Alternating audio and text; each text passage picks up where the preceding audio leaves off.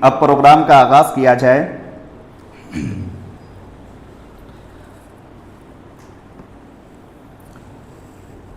الحمدللہ وحدہ والصلاة والسلام علی من لا نبی بعدہ، اشہد ان لا الہ الا اللہ وحدہ لا شریک لہ واشہد ان محمدا عبدہ ورسولہ۔ اللہم صل علی محمد وعلی آل محمد كما صليت على إبراهيم وعلى آل إبراهيم إنك حميد مجيد۔ اللهم بارك على محمد وعلى آل محمد كما باركت على إبراهيم وعلى آل إبراهيم إنك حميد مجيد۔ وقال الله تبارك وتعالى الذين يحملون العرش ومن حوله يسبحون بحمد ربهم ويؤمنون به ويستغفرون للذين آمنوا ربنا وسعت كل شيء رحمة وعلما فاغفر للذين تابوا واتبعوا سبيلك وقهم عذاب الجحيم۔ وقال النبي صلى الله عليه وسلم كل بني آدم خطاء وخير الخطائين التوابون۔ رب اشرح لي صدري ويسر لي أمري واحلل عقدة من لساني يفقهوا قولي سبحانك لا علم لنا إلا ما علمتنا إنك أنت العليم الحكيم۔ اس سے پہلے کہ میں کوئی بات کروں، میں چاہتا ہوں کہ جو بچے کونے میں بیٹھے ہیں، بابو آپ لوگ آگے آ جائیں، ابھی آپ لوگوں کی عمر ٹیک لگانے کی نہیں ہے، آگے آ جائیے، ادھر بیٹھیے سامنے یہاں۔ ابھی ماشاءاللہ آپ لوگ نوجوان ہیں، ابھی بچے ہیں، ٹیک عمر دراز جو لوگ ہوتے ہیں بیچارے ان کو ضرورت ہوتی ہے ٹیک کی، لہٰذا میں گزارش کروں گا کہ آپ نوجوان لوگ آگے آ جائیں اور آگے بیٹھیں تاکہ ہمیں بھی اچھا لگے، بولنے میں، کچھ کہنے میں، کچھ سننے میں اچھا لگے۔ سامعین اکرام، جیسا کہ آپ نے دیکھا ہوگا اشتہار کے ذریعے سے کہ میرا موضوع ہے توبہ و استغفار کی فضیلت، اور ظاہر ہے کہ ہم ایک ایسی رات میں بیٹھے ہوئے ہیں جسے ہم لیلۃ القدر کے نام سے جانتے ہیں۔ اللہ کے نبی جناب محمد رسول اللہ صلی اللہ علیہ وسلم کی عادت مبارکہ رہی ہے کہ آپ جب رمضان المبارک کے آخری عشرے یعنی آخری 10 دن جب شروع ہوتے تھے تو آپ اپنی کمر کس لیتے تھے اور خود عبادت میں لگ جاتے تھے، اپنے گھر والوں کو عبادت کے لیے اٹھاتے تھے۔ اسی طریقے سے آپ کی اتباع میں صحابہ اکرام بھی اس مہینے کے اخیر 10 دنوں میں عام دنوں سے زیادہ عبادت کیا کرتے تھے، اور ظاہر ہے کہ ہمارا مقصد بھی یہی ہے کہ ہم اس رات میں جگے رہیں، اس رات کو پانے کے لیے ہم اپنی نیت کو قربان کریں اور اللہ تبارک و تعالیٰ سے ہم اپنے گناہوں کی معافی اور تلافی کرائیں، اور ظاہر ہے کہ میرا موضوع بھی وہی ہے۔ سامعین اکرام، اللہ تبارک و تعالیٰ نے ہم کو انسان بنایا ہے، اور ظاہر ہے کہ انسان کوئی بھی ہو اس سے خطائیں اور غلطیاں ہو سکتی ہیں، لیکن غلطیوں کا ہو جانا یہ بڑی بات نہیں ہے۔ بڑی بات یہ ہے کہ ہم غلطیوں پر اصرار کیے رہیں، بڑی بات یہ ہے کہ ہم اپنی غلطیوں پر شرمندہ نہ ہوں، بڑی بات یہ ہے کہ ہم اپنی غلطیوں کی معافی اللہ تبارک و تعالیٰ سے نہ مانیں۔ اور ظاہر ہے کہ بحیثیت مومن، چاہے وہ مرد ہو چاہے خواتین ہو، سب کے لیے ضروری ہے کہ اگر وہ ایمان والے ہیں، اگر وہ مسلمان ہیں، تو ان کو غلطیوں پر شرمندہ ہونا یہ شرعی تقاضا ہے اور ان کے لیے ضروری بھی ہے۔ اگر ان کو اللہ تبارک و تعالیٰ کے یہاں اگر ان کو اچھی جگہ چاہیے جنت کے اندر یا جنت چاہیے تو ان کو اپنی غلطیوں پر شرمندہ ہونا پڑے گا اور اللہ تبارک و تعالیٰ سے معافی اور تلافی کرانی ہوگی۔ سامعین اکرام، قبل اس کے کہ میں اپنے موضوع کی طرف آگے بڑھوں، میں توبہ سے پہلے ایک آیت کریمہ آپ کے سامنے پڑھ دوں تاکہ پتہ یہ چلے کہ ہم توبہ کیوں کریں۔ اللہ تبارک و تعالیٰ نے کلام مقدس کے اندر ارشاد فرمایا، یا ایھا الذین آمنوا قوا انفسکم واہلیکم نارا، کہ اے ایمان والو تم سب سے پہلے اپنے آپ کو اور اپنے گھر والوں کو انفسکم واہلیکم نارا، جہنم کی آگ سے بچاؤ۔ وقودها الناس والحجارہ، جہنم کی آگ کیسے ہوگی؟ وقودها الناس والحجارہ، جس جہنم کے ایندھن انسان اور پتھر ہوں گے۔ میرے بھائیو دنیا کے اندر ہم آگ جلاتے ہیں اور اس کے اندر ہم لکڑیوں کا استعمال کرتے ہیں، یا اسی طریقے سے ہم آج جو کھانا پکاتے ہیں اس کے اندر گیس کا استعمال ہوتا ہے، لیکن کل قیامت کے دن جب انسان جہنم میں جائے گا تو اس جہنم کا ایندھن کون ہوگا؟ انسان اور پتھر ہوں گے۔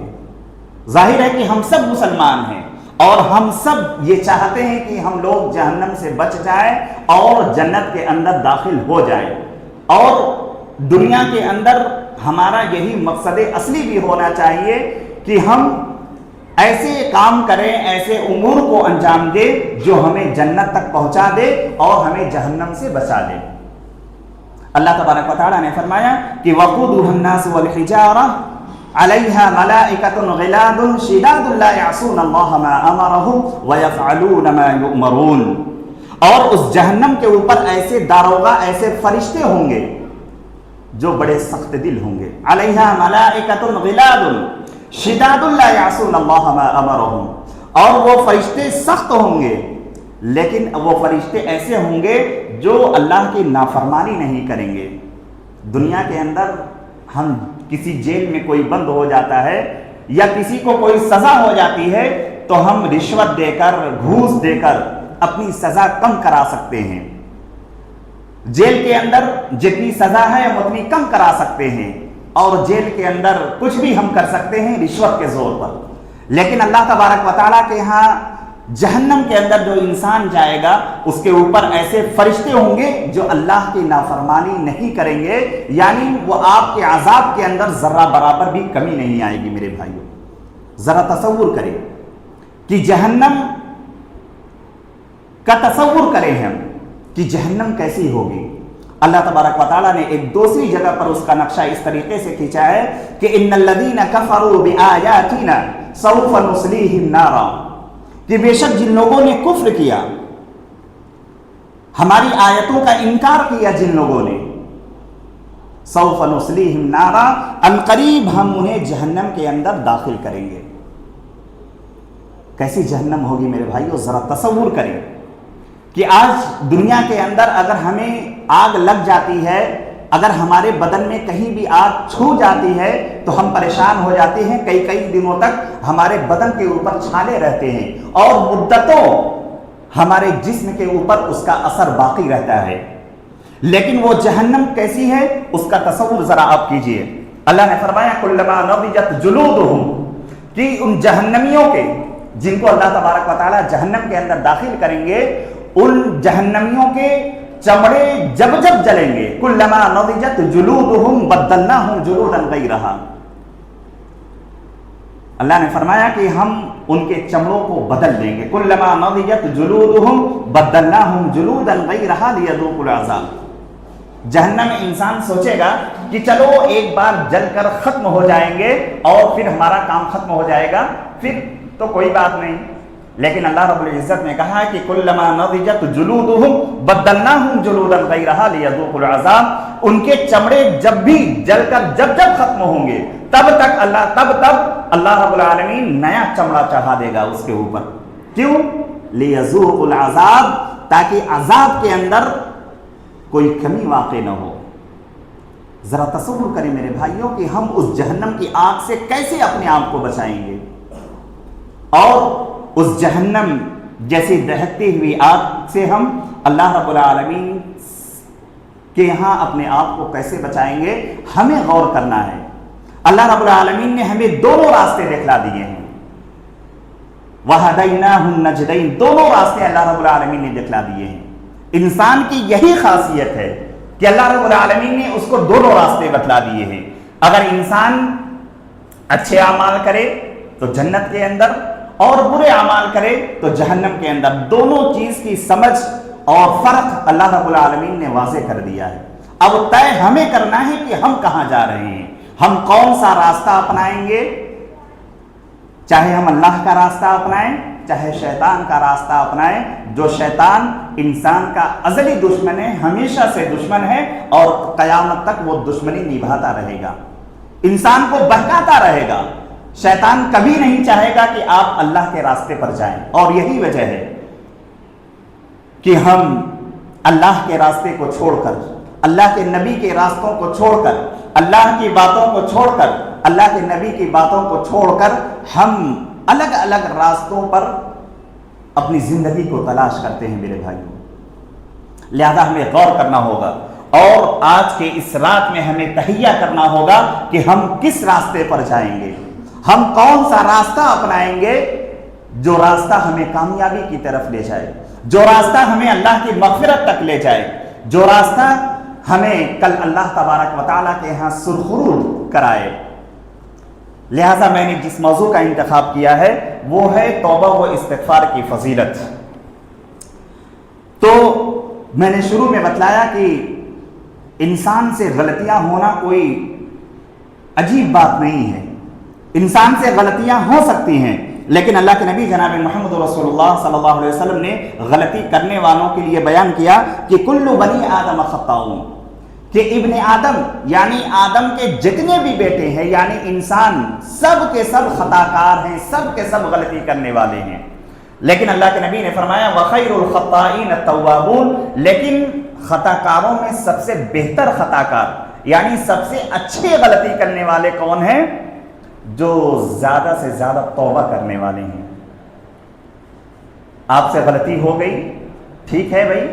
آپ اللہ کے پاس حاضر ہوں مسجد کے اندر یا اسی طریقے سے آپ کہیں بھی اللہ کے لیے آپ تنہائی میں جائیں اور اللہ سے اپنی غلطیوں کی معافی مانگیں۔ ایسے ہی خطا کار، ایسے ہی غلطی کرنے والے اللہ تبارک و تعالیٰ کے یہاں بہت زیادہ مقبول ہیں اور اللہ تبارک و تعالیٰ ایسے انسانوں کو بہت زیادہ پسند کرتا ہے۔ اور ہم کتنی غلطیاں کرتے ہیں۔ ایک صحابی رسول حضرت عبداللہ بن مسعود رضی اللہ تعالیٰ عنہ وہ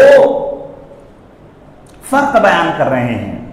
کہ ایک مومن جب کوئی غلطی کرتا ہے تو اس کے اندر احساس ہوتا ہے، ایک مومن جب کوئی غلطی کرتا ہے تو وہ اپنی غلطی کو اپنے اوپر بوجھ سمجھتا ہے۔ اسی کو حضرت عبداللہ بن مسعود رضی اللہ تعالیٰ عنہ نے بیان کیا کہ ان المؤمن یرا ذنوبہ کأنہ قاعد تحت جبل، کہ ایک مومن جب وہ اپنی گناہوں کو دیکھتا ہے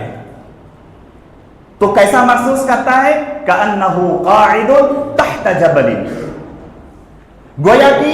وہ اپنے اوپر اپنے گناہوں کو ایسا محسوس کرتا ہے جیسے کہ اس کے اوپر کوئی پہاڑ ہو،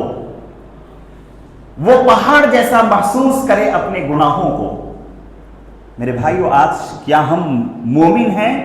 اور مومن ہونے کے ساتھ ساتھ کیا ہم اپنے گناہوں کو اپنے اوپر بوجھ سمجھتے ہیں؟ اپنے ایمان کا ہمیں محاسبہ کرنا ہوگا، ہمیں اپنے ایمان کو ٹٹولنا ہوگا کہ کیا واقعی ہم سے جو غلطیاں ہو جاتی ہیں، ہم سے جو گناہ ہو جاتے ہیں، ہم اس کو اپنے اوپر بوجھ محسوس کرتے ہیں کہ نہیں؟ اگر ہم بوجھ محسوس کرتے ہیں تو یقین مانیے کہ ہمارا ایمان سلامت ہے، اور اگر ہم اسے بوجھ نہیں محسوس کرتے، ہم سوچتے ہیں کہ چلو یار دنیا ہے کچھ بھی کر لے، تو یہ نہیں چلے گا میرے بھائیوں۔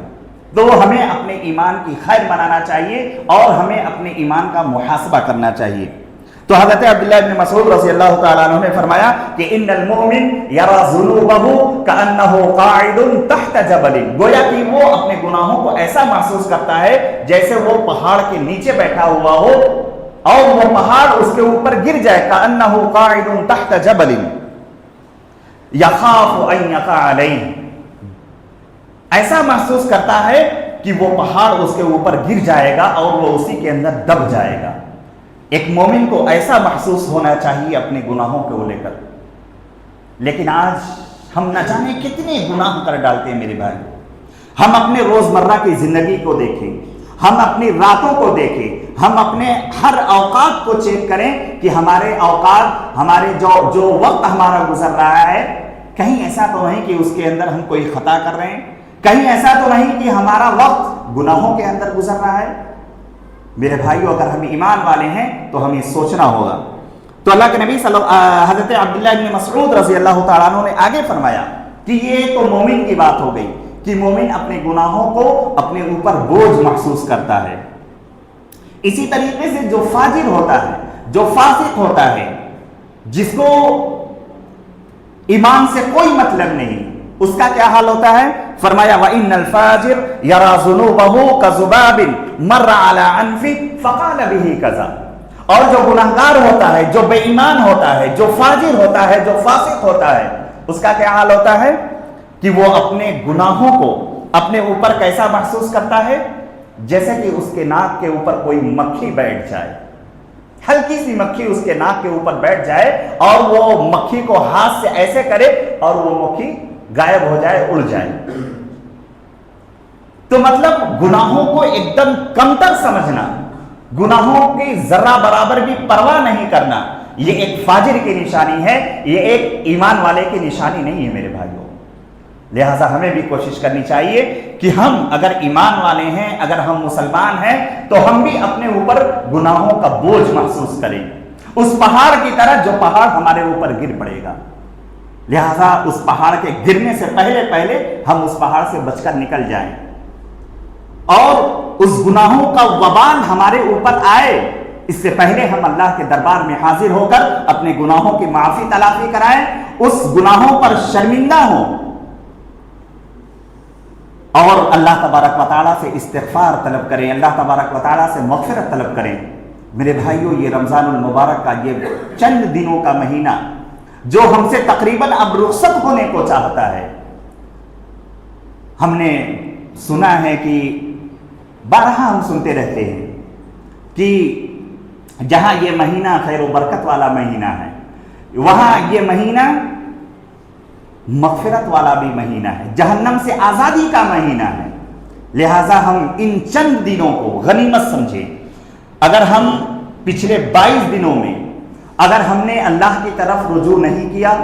ہم نے ذکر و اذکار کے ذریعے اللہ کو راضی نہیں کیا، ہم نے اپنے استغفار کے ذریعے اللہ تبارک و تعالیٰ کی توجہ نہیں دلائی، تو میرے بھائیوں یہ چند دن، یہ سنہرے موقع، پتہ نہیں اگلے سال کون زندہ رہے کون نہ رہے میرے بھائیوں، زندگی کا کوئی بھروسہ نہیں۔ لہٰذا میں چاہوں گا ہم سب یہ کوشش کریں کہ اس مہینے کے ختم ہوتے ہوتے ہم اپنے گناہوں پر شرمندہ ہو جائیں میرے بھائیوں، ہم اپنے گناہوں کو اللہ کے سامنے بیان کریں، اللہ کے سامنے ہم روئیں، اللہ کے سامنے ہم شرمندہ ہوں اپنے گناہوں پر، اور اللہ تبارک و تعالیٰ سے ہم مغفرت طلب کریں۔ ظاہر ہے کہ جب ہم مغفرت طلب کریں گے، اللہ تبارک و تعالیٰ بڑا غفور الرحیم ہے، اور اللہ کو یہ پسند بھی ہے کہ میرا بندہ مجھ سے مانگے میں اس کو دوں، میرا بندہ مجھ سے مغفرت طلب کرے میں اس کو معاف کروں، میں اس کے استغفار کو قبول کروں۔ لیکن اس کے بندے ذرا برابر بھی انہیں فرق نہیں پڑتا کہ ہماری زندگی کے اندر کیا ہو رہا ہے۔ بہرحال یہ حضرت عبداللہ ابن مسعود رضی اللہ تعالیٰ عنہ نے بیان کیا کہ کس طریقے سے ایک مومن کو ہونا چاہیے اپنے گناہوں کو لے کر، اور ایک فاجر کیسا ہوتا ہے اپنے گناہوں کو لے کر، یہ ہم نے جان لی۔ اور اسی طریقے سے میرے بھائیوں، ہم میں سے کتنے مسلمان ایسے ہیں جو بڑے بڑے گناہ کرتے ہیں، اور آج کے اس ماحول میں ہمارے معاشرے کے اندر یا ہمارے اندر ایسے گناہ رائج ہو گئے ہیں، اور ان گناہوں کی جیسے ہمیں عادت سی لگ گئی ہے، اور ظاہر ہے جو چیز ہمارے عادت میں شامل ہو جاتی ہے ہم اسے گناہ نہیں مانتے، ہم سوچتے ہیں کہ یہ تو ہماری ضروریات میں شامل ہیں۔ لیکن میرے بھائیوں، ہمیں اس کا سوچنا ہوگا کہ ہم کہیں ایسا تو کام نہیں کر رہے ہیں جو شریعت کے خلاف ہے، جو اللہ کے حدود کو پامال کرنے والی چیزیں ہیں، کہیں ہم وہ کام تو نہیں کر رہے۔ اور میرے بھائیوں، صحابہ اکرام کی زندگی کا جب آپ مطالعہ کریں گے تو آپ کو احساس ہوگا کہ اللہ کے نبی جناب محمد رسول اللہ صلی اللہ علیہ وسلم کے انتقال کے بعد وہ صحابہ اکرام جب اپنے بعد کے آنے والوں لوگوں کے اندر کچھ بھی دیکھتے تھے، کوئی خرابی دیکھتے تھے، کوئی گناہ دیکھتے تھے، تو وہ کیا کہتے تھے؟ ذرا تصور کریں۔ حضرت انس رضی اللہ تعالیٰ اپنے دور کے لوگوں کو جب کوئی گناہ کرتے ہوئے دیکھتے تو کیا کہتے تھے کہ انکم لتعملون اعمالا ہی ادق فی اعینکم من الشعر، کہ بے شک تم ایسے عمل کرتے ہو جو تمہاری نظروں میں بال سے بھی باریک ہوتا ہے۔ آج ہمارا بھی حال وہی ہے کہ ہم گناہ تو بڑے بڑے کرتے ہیں لیکن ہم اسے بڑا چھوٹا سمجھتے ہیں، بال سے بھی باریک ہم ان گناہوں کو سمجھتے ہیں، اور یہی وجہ ہے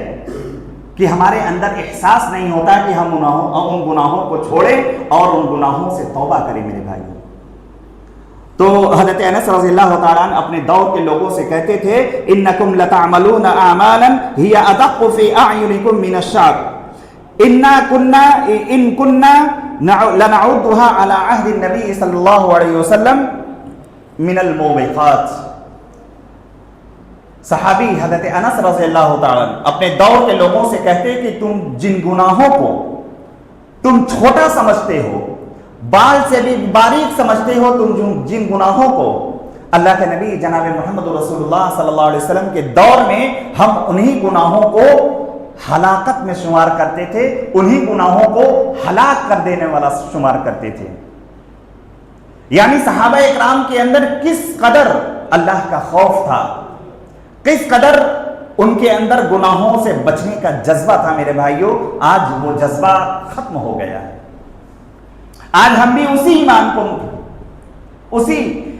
انہی صحابہ اکرام کے نقش قدم پر چلنے والے ہیں۔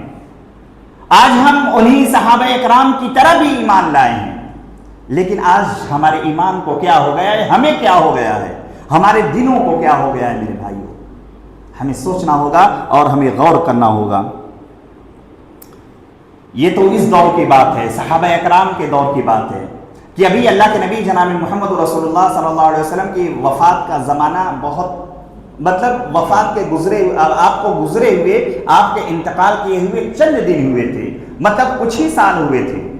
اور صحابہ کرام کا یہ جذبہ تھا۔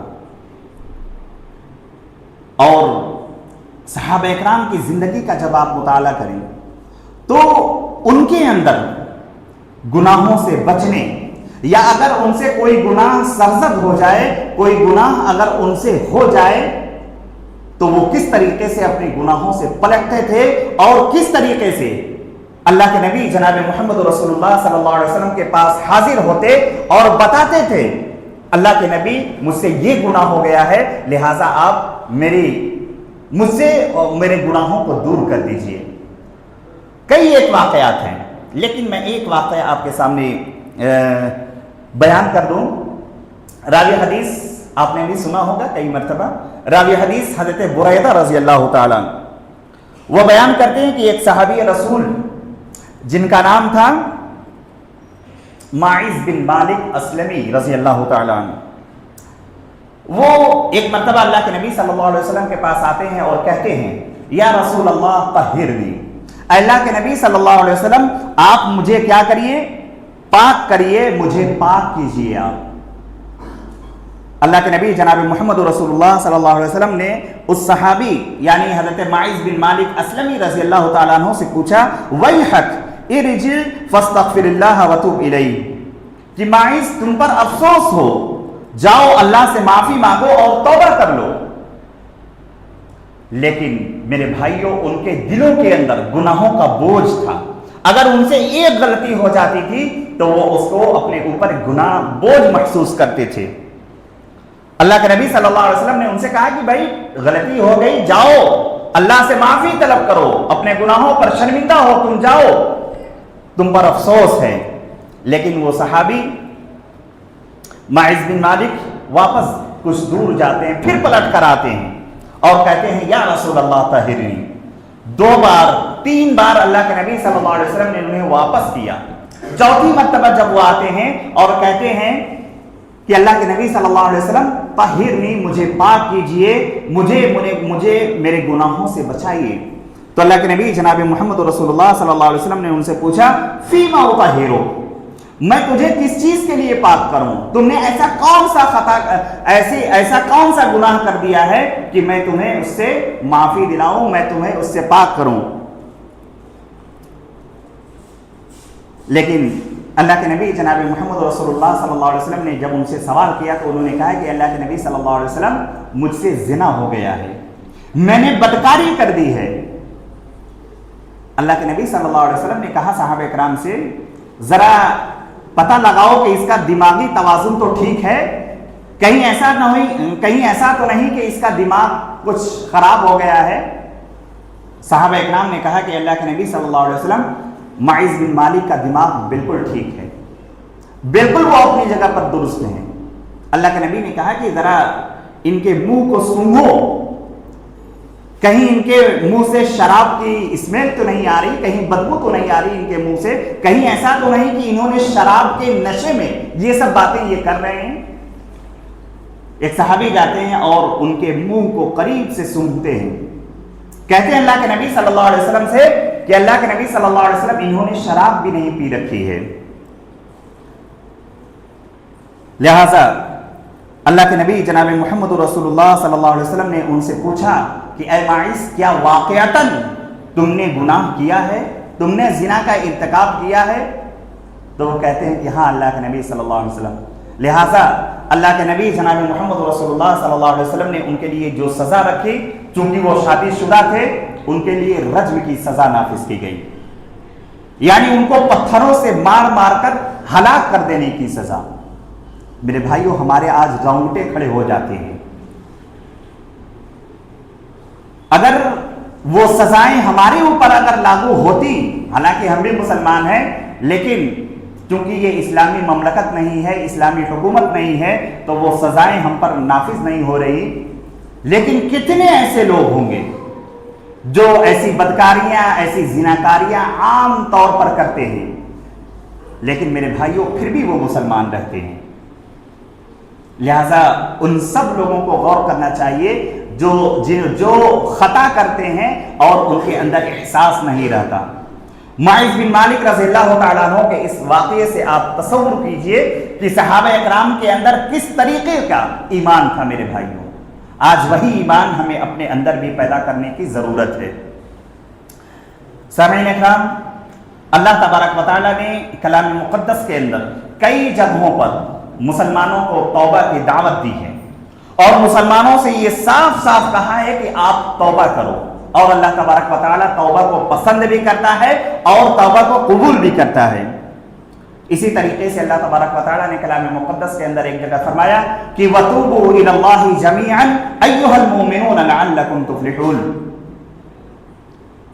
کہ اے مومنوں کی جماعت، تم سب مل کر اللہ کے دربار میں توبہ کرو، اللہ کے لیے توبہ کرو تم سب اللہ کے ہاں،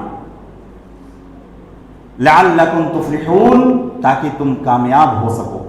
اس آیت کریمہ سے پتہ یہ چلا کہ اگر ہمیں کامیابی چاہیے تو ہمیں اپنے گناہوں سے توبہ کرنا ہوگا، ہمیں اللہ تبارک و تعالیٰ سے استغفار کرنا ہوگا۔ اسی طریقے سے اللہ تبارک و تعالیٰ نے، جو میں نے شروع میں ایک آیت کریمہ پڑھی تھی اور اس کا ترجمہ کیا تھا، اس کے بعد اللہ تبارک و تعالیٰ نے فرمایا یا ایھا الذین آمنوا توبوا الی اللہ توبۃ نصوحا، کہ اے ایمان والو تم سب اللہ تبارک و تعالیٰ کے یہاں، اللہ تبارک و تعالیٰ کے سامنے سچی توبہ پیش کرو، سچی توبہ، خالص توبہ پیش کرو۔ صرف یہ نہیں کہ گناہ ہو گئے چلو بھائی ایسے ہی ہم کہہ دیں توبہ کرنے، پھر اس کے بعد ہم وہ گناہ کرنے لگے، نہیں، سچی توبہ، یعنی جس توبہ کے بعد پھر کبھی وہ گناہ ہم سے سرزد نہ ہو، اس توبہ کے بعد پھر ہم کبھی بھی اس گناہ کی طرف نہ پلٹیں، ایسی توبہ اللہ تبارک و تعالیٰ چاہتا ہے۔ آگے اللہ رب العالمین نے فرمایا کہ عسیٰ ربکم ان یکفر عنکم سیئاتکم ویدخلکم جنات تجری من تحتہا الانہار۔ میرے بھائی، توبہ کا کتنا بڑا فائدہ ہے کہ ایک گناہگار، اللہ تبارک و تعالیٰ نے کہا کہ عسیٰ ربکم، قریب ہے کہ تمہارا رب تمہارے گناہ مٹا دے اور تمہیں ان جنتوں میں داخل کر دے جن کے نیچے نہریں بہ رہی ہوں گی۔ میرے بھائیوں، توبہ کا کتنا بڑا فائدہ ہے کہ اللہ تبارک و تعالیٰ صرف ہمارے گناہوں کو نہیں معاف کرے گا، ہمیں جنت کے اندر بھی داخل کر دے گا۔ تو یہ توبہ کا بہت بڑا فائدہ ہے۔ لہٰذا ہمیں بھی کوشش کرنی چاہیے کہ ہم اللہ تبارک و تعالیٰ کے دربار میں، بالخصوص اس مہینے کی آخری طاق راتوں میں، ہم اللہ تبارک و تعالیٰ سے استغفار کریں۔ ہم سے جو بھی گناہ ہو گئے ہوں، آپ کسی کو مت بتائیے، صرف اللہ کو بتلائیے، اپنے گناہوں پر روئیے، اپنے گناہوں پر شرمندہ ہوئیے۔ اگر واقعی ہمیں مغفرت چاہیے، اگر واقعی ہمیں جنت چاہیے، تو پھر ہمیں توبہ کرنا ہوگا میرے بھائیوں۔ اور یہ چیز اللہ تبارک و تعالیٰ کو بہت زیادہ پسند ہے، بہت زیادہ پسند ہے۔ انسان کتنا ہو بڑا گناہگار ہو، اگر وہ اللہ کے دربار میں حاضر ہو کر سچی توبہ کرے گا تو اللہ تبارک و تعالیٰ اس سے خوش بھی ہوگا اور اس کے گناہوں کو معاف کر دے گا میرے بھائیوں، بہت زیادہ معاف کر دے گا۔ اسی طریقے سے اللہ کے نبی جناب محمد رسول اللہ صلی اللہ علیہ وسلم کی ایک حدیث ہے، صحیح مسلم کی روایت، اللہ کے نبی جناب محمد رسول اللہ صلی اللہ علیہ وسلم نے فرمایا، یا ایھا الناس توبوا الی ربکم، اے لوگو تم سب اپنے رب کے پاس توبہ کرو، تم سب اپنے رب کے یہاں توبہ کرو، توبوا الی ربکم۔ اللہ کے نبی صلی اللہ علیہ وسلم صحابہ کرام سے اور اسی طریقے سے رہتی دنیا تک سارے لوگوں سے مخاطب ہیں کہ تم سب اپنے رب کے ہاں توبہ کرو۔ کیوں؟ فرمایا فواللہ، اللہ کی قسم، انی لا اتوب الی اللہ عز وجل فی اليوم 100 مرہ، اللہ کی قسم میں ایک دن میں 100 مرتبہ اللہ سے توبہ کرتا ہوں، استغفار کرتا ہوں اللہ سے۔ میرے بھائیوں، وہ نبی، وہ معصوم نبی جن سے کبھی گناہ نہیں ہوتے تھے، لیکن وہ نبی خود اللہ تبارک و تعالیٰ سے دن میں 100 مرتبہ استغفار کیا کرتے تھے، دن میں 100 مرتبہ اللہ سے مغفرت چاہتے تھے۔ لیکن آج ہمارے پاس وقت نہیں ہے میرے بھائیوں کہ ہم اللہ کے دربار میں حاضر ہو کر کچھ استغفار کریں، کچھ اپنے گناہوں پر شرمندہ ہوں، کچھ اللہ تبارک و تعالیٰ سے معافی مانگے۔ آج ہمارا ایمان کس لیول تک پہنچ گیا ہے، ہمیں اس کا محاسبہ کرنا ہوگا میرے بھائی۔ وہ نبی جو معصوم تھے، جن سے گناہ نہیں ہوتے تھے، جو امام الانبیاء تھے، وہ نبی، آپ کو میں ایک واقعہ بیان کر دوں کہ اللہ کے نبی جناب محمد رسول اللہ صلی اللہ علیہ وسلم کے اگلے اور پچھلے سارے گناہ معاف تھے، لیکن راتوں کو تہجد کی نماز میں اللہ کے نبی صلی اللہ علیہ وسلم اتنا لمبا قیام کرتے، یعنی اتنی دیر تک کھڑے رہتے، اور آپ رکوع اتنا لمبا کرتے، آپ سجدہ اتنا لمبا کیا کرتے تھے۔ حضرت عائشہ رضی اللہ تعالیٰ عنہ نے جب دیکھا کہ آپ قیام کی وجہ سے آپ کے پیر میں سوجن آ جاتا ہے، سیولنگ آ جاتی ہے، ورم آ جاتا ہے آپ کے پیر میں، تو حضرت عائشہ رضی اللہ تعالیٰ عنہ پوچھتی ہیں کہ اے اللہ کے نبی صلی اللہ علیہ وسلم، آپ کے تو اگلے اور پچھلے گناہ معاف ہیں، پھر بھی آپ کیوں اتنی زیادہ اللہ کی عبادت کرتے ہیں؟ اللہ کے نبی جناب محمد رسول اللہ صلی اللہ علیہ وسلم نے فرمایا، افلا اکون عبدا شکورا، کیا میں اللہ کا شکر گزار بندہ نہ بنوں؟ میرے بھائیوں، اللہ کی عبادت یہ اللہ کا شکر ادا کرنا ہوا، اور آج تو ہم اللہ کی عبادت کس طریقے سے کرتے ہیں اور کس لحاظ سے کرتے ہیں، ہم سب کو کسی سے کچھ کہنے کی ضرورت نہیں ہے، ہم سب اپنا محاسبہ کریں اور ہم اپنا جائزہ لیں میرے بھائیوں کہ ہم کیسے اللہ کی عبادت کرتے ہیں۔ وہ نبی جس کے سارے گناہ معاف تھے، ہمیں تو نیک اعمال کرنا ہوگا، تب ہمیں اللہ رب العالمین کے ہاں کوئی مقام ملے گا، کچھ ملے گا۔ لیکن وہ نبی جس کے سارے گناہ معاف تھے، وہ اللہ کی عبادت کتنی دل جمعی کے ساتھ کرتا تھا میرے بھائیوں، ذرا تصور کریں۔ تو حضرت عائشہ رضی اللہ تعالیٰ عنہ کہتی تھیں کہ آپ کیوں اتنی عبادت کرتے ہیں، کیوں آپ اتنے پریشان ہوتے ہیں؟ اللہ تبارک و تعالیٰ نے آپ کے تو اگلے اور پچھلے گناہ معاف کر دیے ہیں۔ میرے بھائیوں، ہمیں اپنے اندر وہ جذبہ اور وہ ایمان، وہ خلوص پیدا کرنا ہوگا جس کے ذریعے سے ہم اللہ رب العالمین کے ہاں کچھ مقام حاصل کر سکے میرے بھائیوں۔ اسی طریقے سے میں بڑے مختصر انداز میں آپ کے سامنے کچھ توبہ کے متعلق کچھ باتیں کر رہا ہوں۔ توبہ یہ انبیاء اکرام کا بھی شیوا تھا، کسی بھی نبی سے اگر غلطی ہو گئی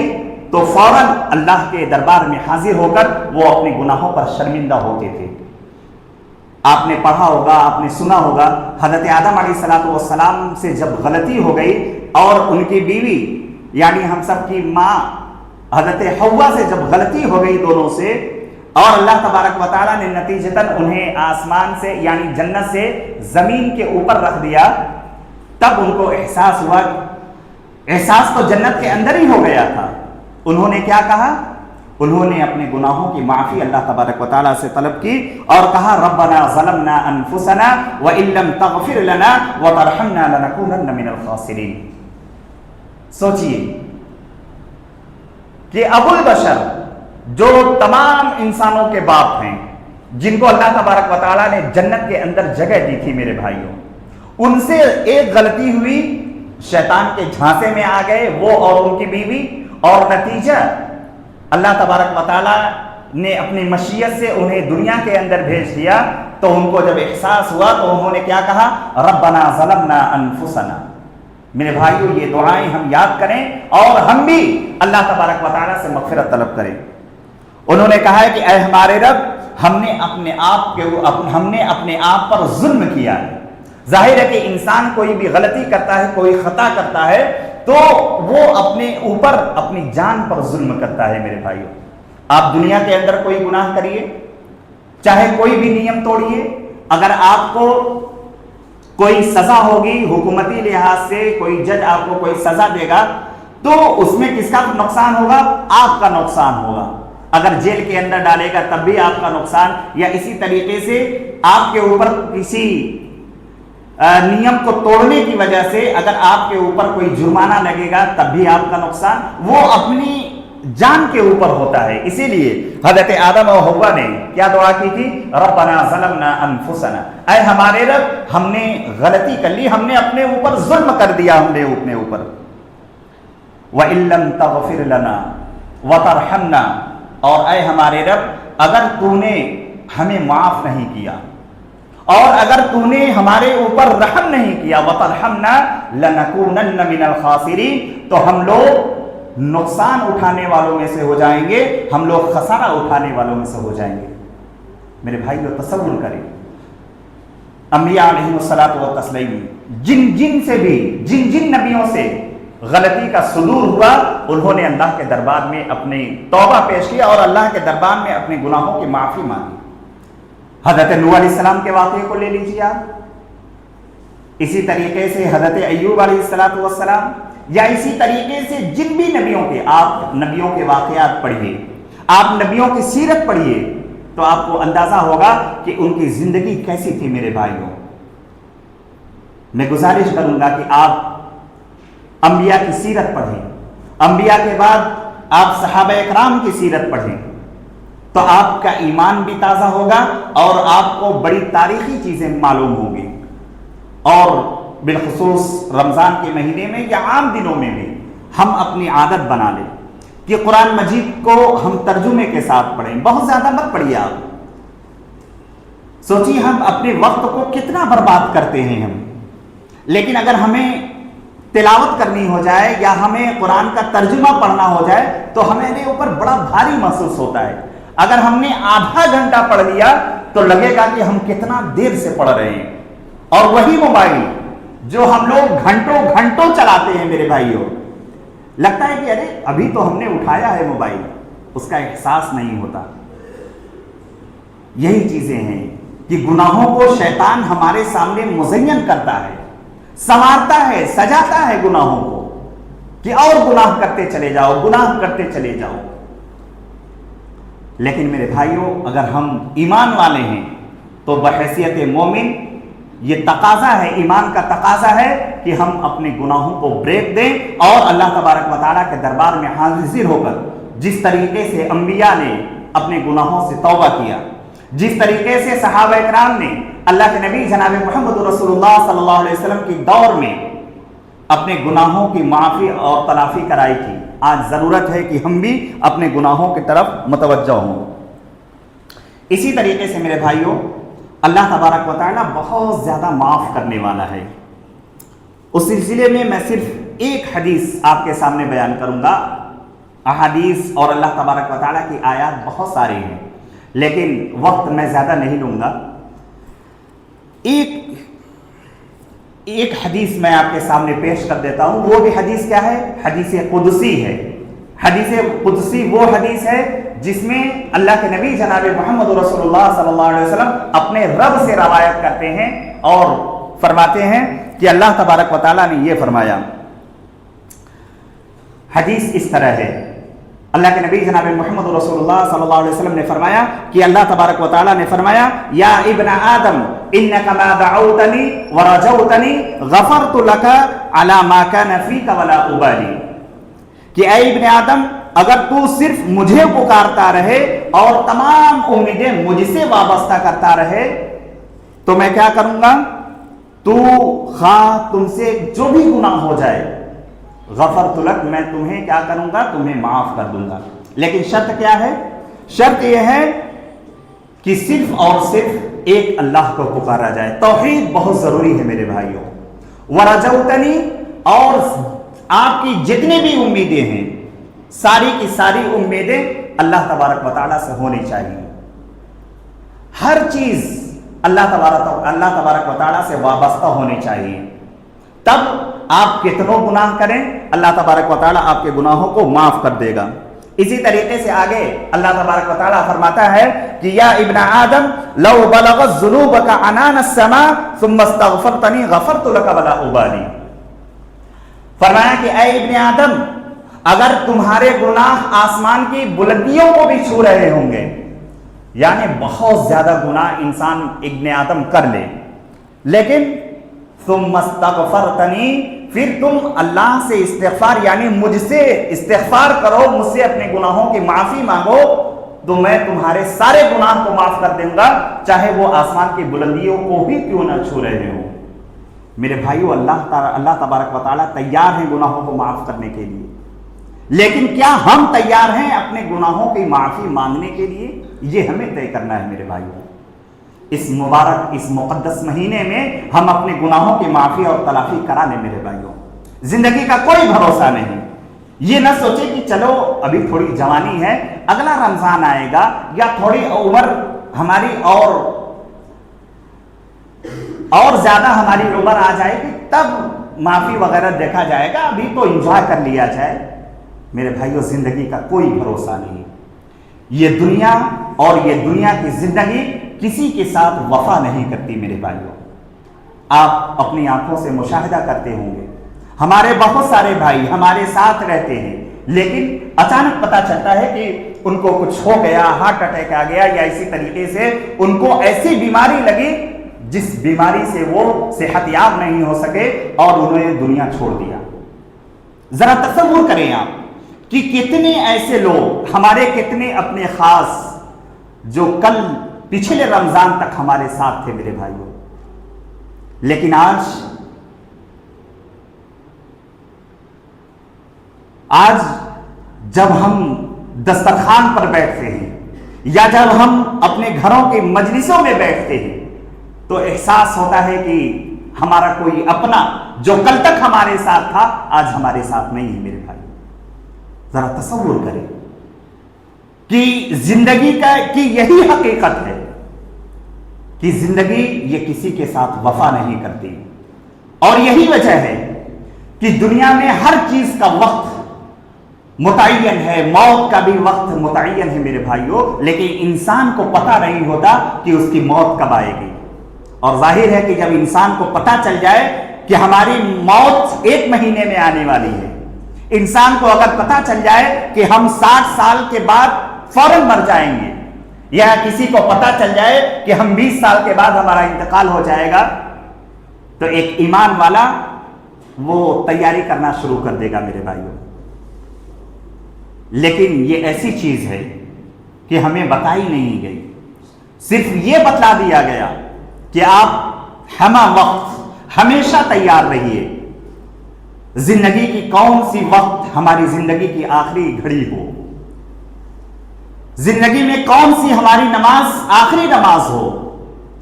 زندگی میں کون سا کام ہمارا آخری کام ہو میرے بھائیوں، ہم سب کو اس دنیا سے سبق لینا چاہیے، اور جو لوگ ہم سے جا رہے ہیں، جو لوگ ہم سے گزر رہے ہیں، ان کی زندگی سے ہمیں سبق لینا چاہیے، اور ہمیں اپنے آپ کو خوش نصیب سمجھنا چاہیے کہ اللہ تبارک و تعالیٰ نے ابھی ہمیں سانس دی ہے، ابھی وقت ہے کہ ہم اپنے گناہوں کی معافی کرا لیں اللہ رب العالمین سے، ابھی وقت ہے کہ ہم اپنے گناہوں پر خوب اللہ تبارک و تعالیٰ کے سامنے رو لے میرے بھائیوں، وقت ہے۔ یہ وقت چلا جاتا ہے تو پھر پلٹ کر کبھی نہیں آتا۔ کتنی سال اس دنیا سے گزرے ہوں گے، کتنی لوگ آئے اور اس دنیا سے چلے گئے میرے بھائیوں، لیکن آج ہم اس روئے زمین پر موجود ہیں، کل ہم بھی نہیں رہیں گے، ہمارے بعد بھی لوگ آئیں گے، وہ بھی جائیں گے، لیکن ضرورت کیا ہے؟ ضرورت یہ ہے کہ ہم ان کی زندگی سے سبق لیں، اور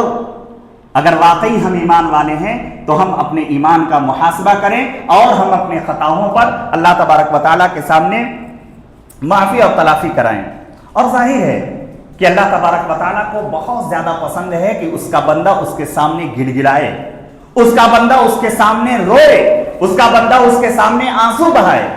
یہ اللہ تبارک و تعالیٰ کو بہت پسند ہے۔ اسی لیے اللہ تبارک و تعالیٰ نے نبی کریم جناب محمد رسول اللہ صلی اللہ علیہ وسلم کے ذریعے فرمایا، یا ابن آدم انک لو اتیتنی بقراب الارض خطایا، کہ اے ابن آدم اگر تم زمین بھر کے بھی گناہ لے کر میرے پاس حاضر ہو، ثم لقیتنی، پھر تمہاری ملاقات مجھ سے اس حالت میں ہو کہ تم نے میرے ساتھ کسی کو شریک نہیں کیا تھا، تو میں کیا کروں گا؟ میں زمین بھر کے تمہاری مغفرت کر دوں گا، میں زمین بھر کے تمہارے گناہوں کو معاف کر دوں گا۔ لیکن ضرورت ہے کہ ہم اپنے گناہوں کی معافی اللہ سے مانگیں، تب تو بھئی ہمیں کوئی چیز چاہیے تو ہم جائیں گے دکاندار کے پاس، تب تو ہمیں وہ چیز ملے گی۔ اللہ تبارک و تعالیٰ روزانہ دن میں بھی رات میں بھی اپنے رحمت کے ہاتھ کو پھیلاتا ہے، اور چاہتا ہے کہ کوئی اس سے اپنے گناہوں کی معافی کرائے، عام دنوں میں بھی، اور یہ رمضان المبارک کا یہ مقدس مہینہ جو چند دن ہمارے درمیان اور رہنے والا ہے، پھر اس کے بعد یہ مہینہ بھی ہم سے رخصت ہونے والا ہے میرے بھائیوں۔ لہذا ہم اپنے گناہوں کی معافی مانگیں، اور اللہ تبارک و تعالیٰ سے زیادہ ہم استغفار کرنے کی کوشش کریں۔ لہٰذا اللہ تبارک و تعالیٰ سے ہم دعا کرتے ہیں، بار الہ ہم سارے لوگوں کے گناہوں کو تو معاف کر دے، اور اس دنیا کے اندر جو بھی خطائیں اور غلطیاں ہم سے ہو جائیں، ہمیں ان گناہوں پر شرمندگی کا احساس کرا دے، اور ہمیں تو توبہ، سچی توبہ کرنے کی توفیق عنایت فرمائیں۔ آمین۔ اقول قولی ھذا استغفر اللہ لی ولکم ولسائر المسلمین فاستغفروہ انہ ھو الغفور الرحیم۔